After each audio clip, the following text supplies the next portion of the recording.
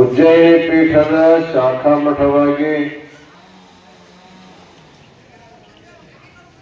ಇಲ್ಲಿ ಮಳೆ ಮಲ್ಲೇಶ್ವರನ ಕರ್ತೃಗದ್ದೆಗೆ ಇದೆ.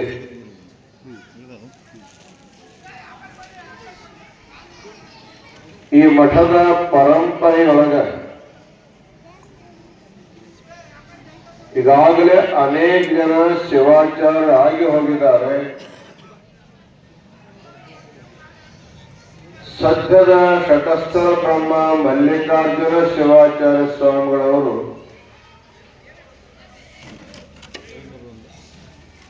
ಕಾಶಿ ಕ್ಷೇತ್ರದ ವಿಶ್ವಾರಾಧ್ಯ ಗುರುಕುಲದಲ್ಲಿ ಸಂಸ್ಕೃತ ಭಾಷೆ ಹಾಗೂ ಶಾಸ್ತ್ರವನ್ನು ಅಧ್ಯಯನ ಮಾಡಿ ತಾವು ಅಧ್ಯಯನ ಮಾಡಿದ ವಿದ್ಯೆಯನ್ನ ಪ್ರವಚನ ರೂಪದಲ್ಲಿ ಪ್ರಚಾರ ಮಾಡ್ತಾ ಇದ್ದಾರೆ. ಕಾಶಿಗೆ ಕಲಿಯಾಕ್ ಬಂದವರು ಬಹಳ ಜನ ಇರ್ತಾರೆ.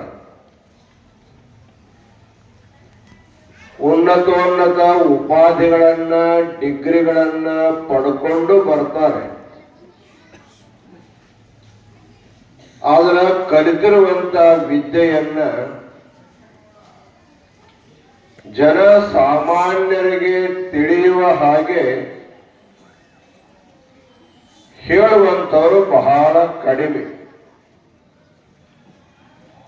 ಅದಕ್ಕೆ ಹೇಳ್ತಾರ, ಶತೇಶು ಜಾಯತೆ ಶೂರಃ ಸಹಸ್ರೇಷು ಚ ಪಂಡಿತಃ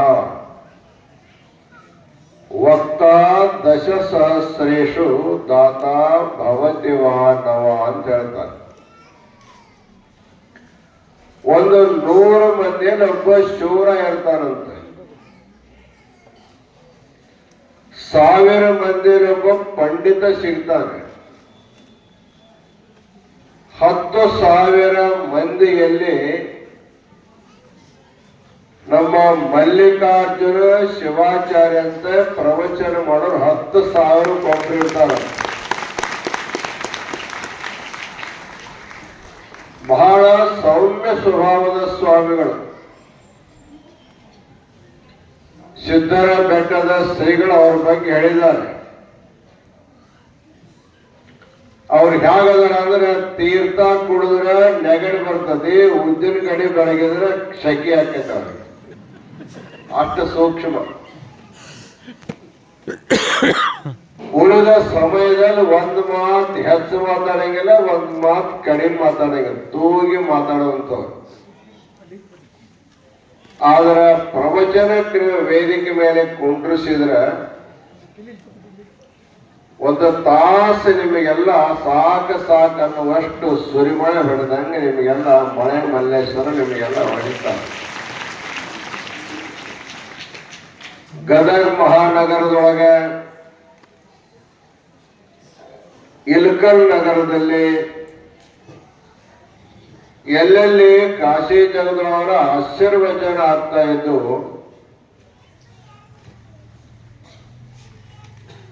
ಇವ್ರಿಗಿಂತಲೂ ಪೂರ್ವದಲ್ಲಿ ನಮ್ಮ ಇಂದಿನ ಶ್ರೀಶೈಲ ಜಗದ್ಗುರುಗಳವರು ಅವರು ಸಿದ್ದರಾಮ ಶಿವಾಚಾರ್ಯ ಆಗಿದ್ರು. ಅವಾಗ ಅವರು ಪ್ರಾಸ್ತಾವಿಕ ಪ್ರವಚನ ಮಾಡ್ತಾ ಇದ್ರು.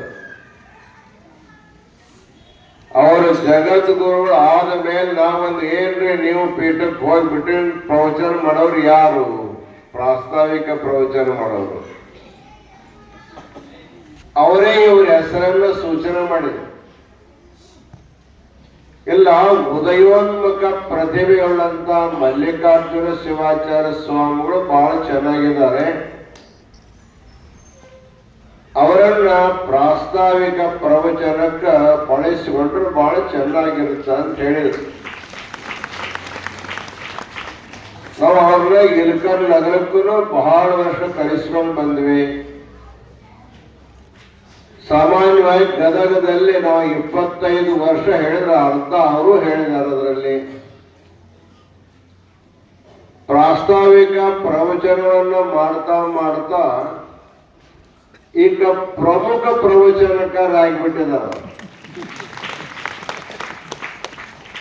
ಸಿದ್ಧಾಂತ ಶಿಖಾಮಣಿ ಮೇಲೆ ಪ್ರವಚನ ಮಾಡೋರು ಯಾರು ಅಂದ್ರೆ ಮೊಟ್ಟ ಮೊದಲು ಹೆಸರು ಬರೋದನ್ನೇ ಮಲ್ಲಿಕಾರ್ಜುನ ಶಿವಾಚಾರ್ಯ.